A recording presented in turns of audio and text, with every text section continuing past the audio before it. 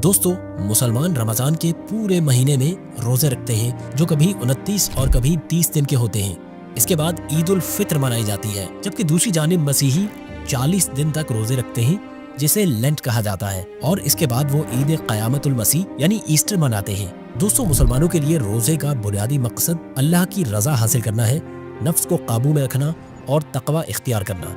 अगर कोई मुसलमान बगैर किसी शरही उज़्र के रोजा छोड़ दे तो वो गुनहगार होता है और बाज़ सूरतों में उस पर कफ़ारा भी लाजिम आता है। जबकि मसीही रिवायात में रोज़ा रखना एक रूहानी अमल तो समझा जाता है, मगर उसे फ़र्ज नहीं किया गया और ना ही रोज़ा छोड़ने पर कोई गुनाह या कफ़ारा लाजिम आता है। दोस्तों, इस्लाम और ईसाईयत की तरह यहूदियत में भी रोज़े का तस्वुर बहरहाल मौजूद है, मगर उनके मखसूस दिन होते हैं जिनमें रोज़ा रखा जाता है। यहूदियों के यहाँ बाज़ ऐसे सख्त रोज़े भी होते हैं जिनमें खाने और पीने के साथ साथ दीगर कई चीज़ों से भी इज्तनाब किया जाता है। दोस्तों, इस्लाम में रोज़ा एक बाकायदा फ़र्ज इबादत है जिसके मखसूस उसूल और ज़वाबित हैं, जबकि मसीहियत में रोज़े के तरीक़े मुख्तलिफ हो सकते हैं और हर फ़िरका अपने तरीक़े से रोज़े रखता है। हज़रत ईसा अलैहिस्सलाम ने रोज़े की अहमियत को तस्लीम किया और बाइबल में उनके रोज़े रखने का जिक्र भी मिलता है, लेकिन उनके पैरोकारों पर ये इस तरह से फ़र्ज नहीं किए गए जिस तरह मुसलमानों पर फ़र्ज है। दोस्तों, मुसलमानों के लिए रोज़ा छोड़ना गुनाह और बाज़-ओ-आत कफ़ारा का सबब भी बनता है, जबकि मसीहियत में रोज़ा रखना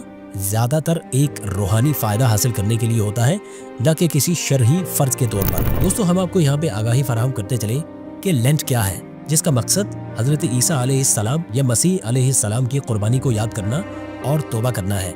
लेंट के दौरान रोज़ा फ़र्ज नहीं है, मगर मसीही इस दौरान मखसूस ग़िज़ाओं से परहेज़ करते हैं। और अब आखिर में हम आपको बताएं कि इस्लाम और मसीहियत में रोज़ा एक अजीम रूहानी अमल है, मगर दोनों मज़ाहिब में इसके तरीक़ा कार में फ़र्क है। मुसलमानों का रोज़ा रमज़ान में फ़र्ज इबादत है, जबकि हमारे मसीही भाइयों का रोज़ा लेंट में इख्तियारी इबादत है। मगर दोनों मज़ाहिब में रोज़ा रखने का मकसद खुदा के साथ ताल्लुक़ को बेहतर बनाना और रूहानी सफाई हासिल करना है।